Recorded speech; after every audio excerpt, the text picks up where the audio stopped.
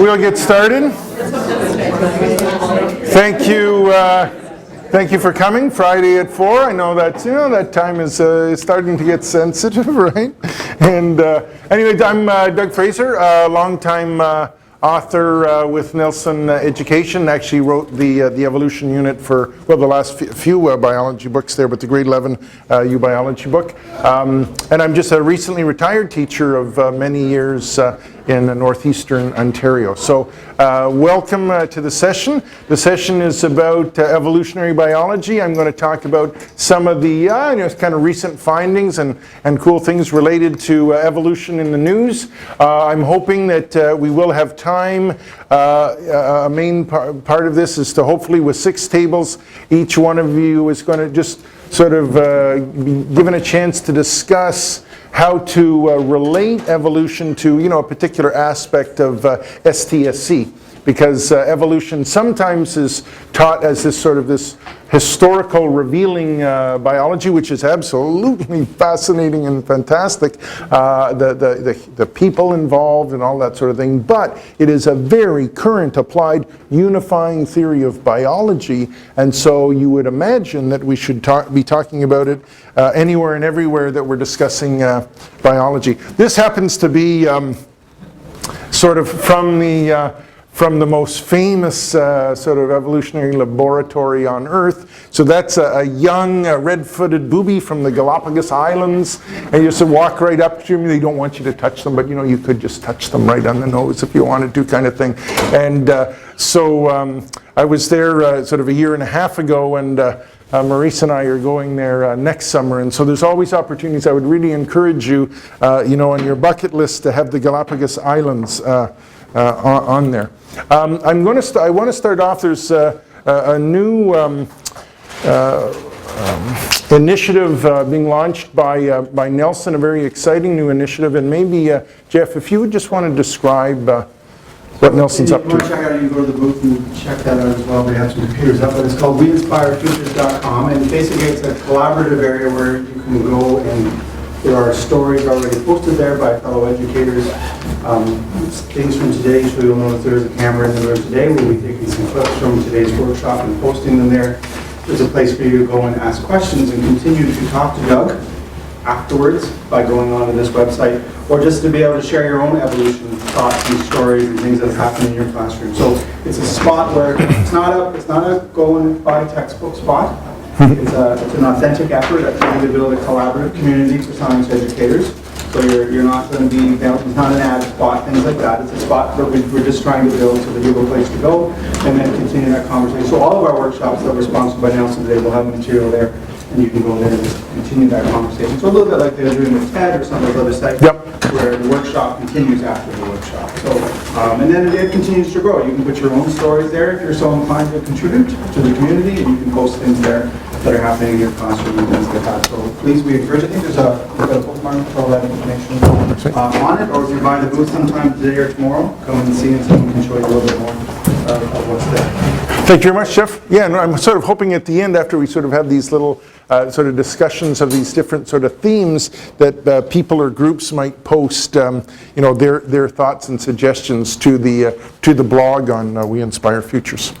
Okay, now we have this unifying theory, and so the question is, how do you demystify it and make it relevant to students? That's of course key. And so I was looking back at my description. I said this workshop will provide engaging STSE connections and evolutionary biology, highlighting captivating new evidence of evolutionary processes. And now I feel like I should apologize for the use of the word evidence, because although evidence is, that's a great science word. That's what we're discovering all the time is evidence. I don't think,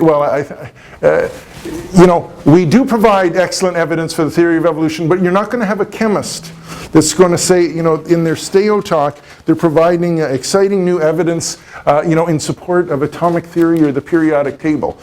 Just in, new evidence confirms again that sodium atoms really do have 11 protons. And I think we sometimes feel as biology teachers that we're constantly trying to like sort of focus our discussion of evolution about the evidence for evolution, the evidence for evolution. Well, that's part of what we do, just like part of what we do in chemistry is teach about the evidence of atomic theory. But we just kind of get beyond that and talk about the exciting discoveries and applications of evolutionary biology, not just the evidence. But there's a reason for that, right? And the reason for that is the periodic table and sodium are not challenged in the press nonstop.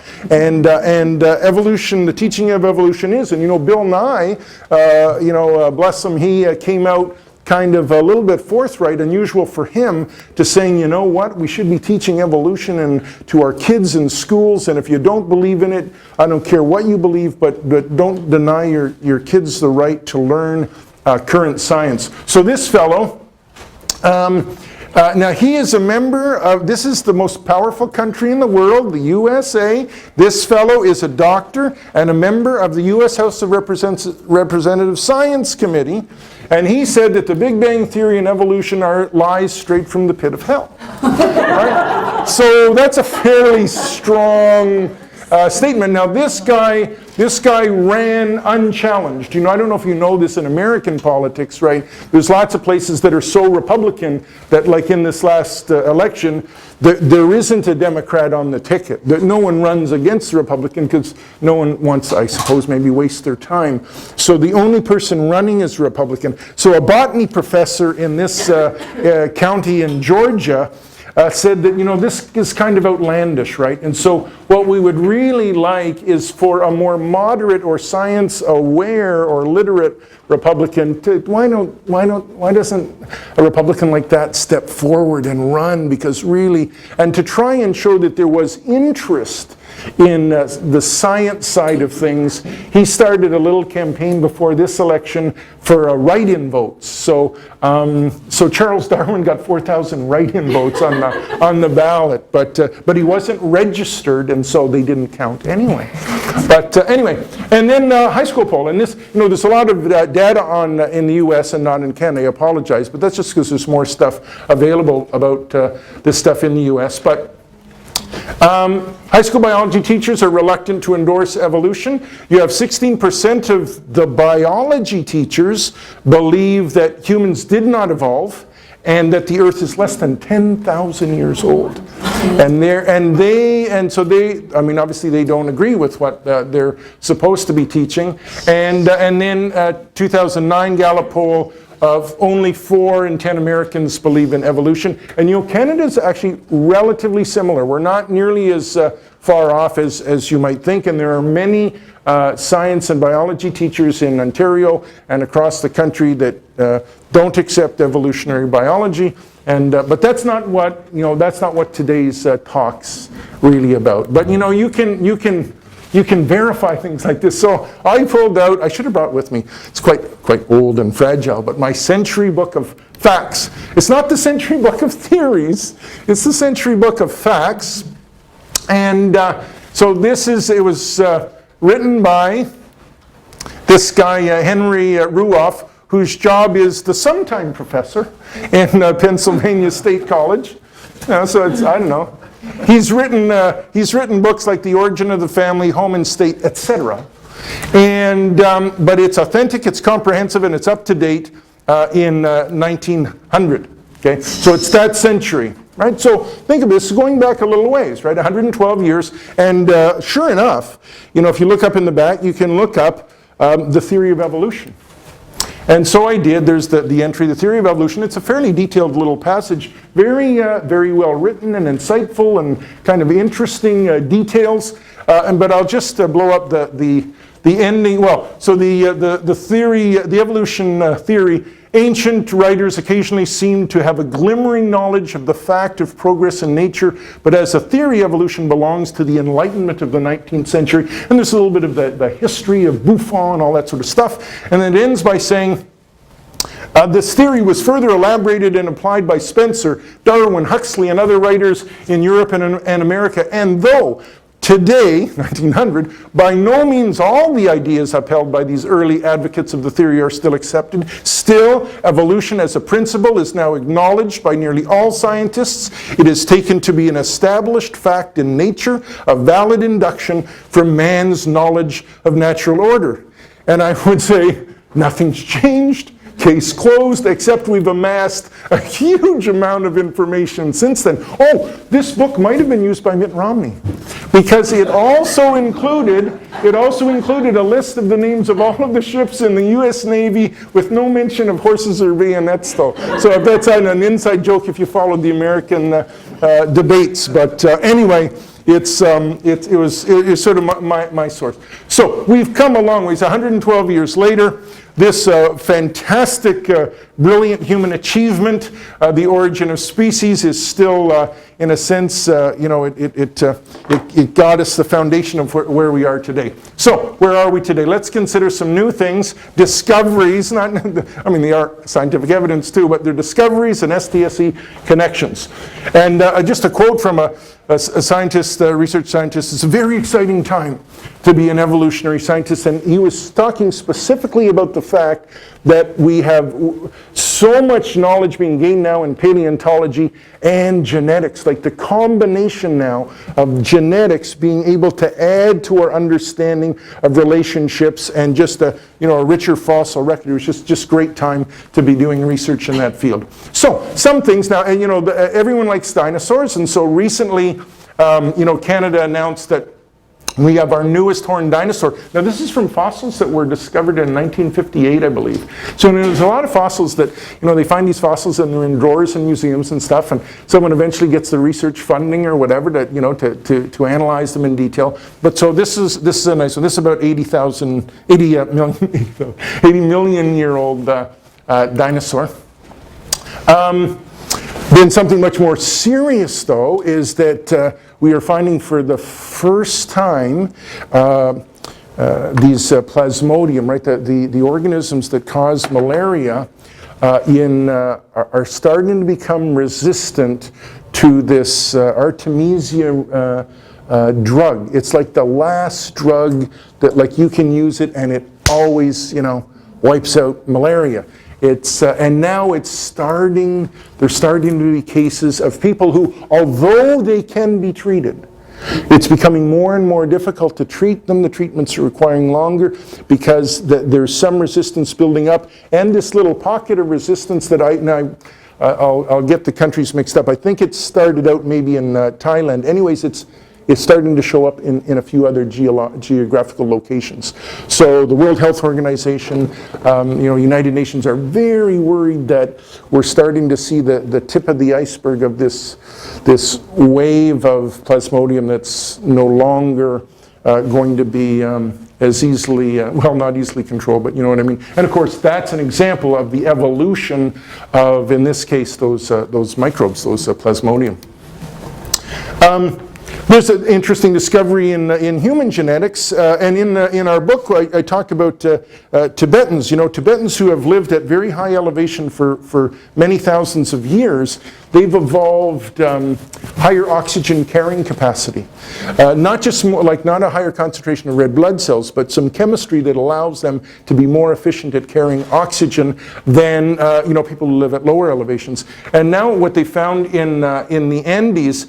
The Peruvian Andes, Atacama desert area, where there happens to be naturally a high incidence of arsenic in the soil. So if you live in that area, you are exposed to elevated arsenic levels, and these people have genes that give them. They're more efficient at metabolizing and getting rid of arsenic from the body, and the toxic effects of the arsenic are not as strong. So another example of a human population evolving in response to a local selective pressure, in this case arsenic. One of the things that we talk about in evolution in our classes is good, beneficial and harmful mutations. And one of the things that is sort of, I guess, a natural question, is why do we still have in our population harmful mutations, right? The cystic fibrosis gene, those sorts of things. And of course, some of it is the mathematics of the fact that once it gets very, very rare, there's almost no selective pressure against it. But another thing is there seems to be more and more genes that have or can have some benefit, even though we may not be aware of them, and we just see the nasty side. I know there was some research that suggested the genetic susceptibility to diabetes may be associated with less spontaneous abortion, like a higher incidence of the fertilized eggs being implanted. So, there are different things going on there. Well, they did this large study with yeast, and they showed that the average sort of strain of yeast had like 300 genes that if they were knocked out, the yeast would do better than in a certain environment. But in other environments and other situations, those genes were beneficial. So there's this, sometimes a gene that could be good for you for one reason, you pay a price for it in another. When, of course, evolutionary biology, like standing up, is great for a lot of things. Tool making, playing the piano, carrying little kids around. It's not so good for lower back pain, right? Because instead of hanging our viscera on coat hangers from our backbone, all of a sudden they're all just sagging down, in inguinal region and, giving men hernias and all that sort of stuff. So, there's prices to be paid. Anyways, that's a study that was done, interesting study done with yeast. And there's just this study came out that showed, and for people in my last talk, I mentioned this there in genetics, but that people with the Huntington's gene seem to be faster learners than people, with the normal allele, right? The common allele. So there's a case of a very serious disease, but there may actually be a benefit to having that. Of course, evolutionary biology, again, from genetics, we now have, the amazing ability to create these very, very detailed trees. So here's one where there's about 10,000 species of living birds, and they've all been, their evolutionary relationships have been extremely